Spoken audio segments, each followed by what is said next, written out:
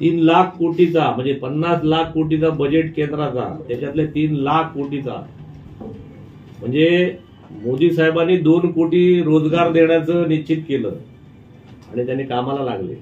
पण आपल्या जिल्ह्यामध्ये 3,00,000 कोटीचा प्रकल्प आणून 2,00,000 पोरांना रोजगार द्यायचा होता.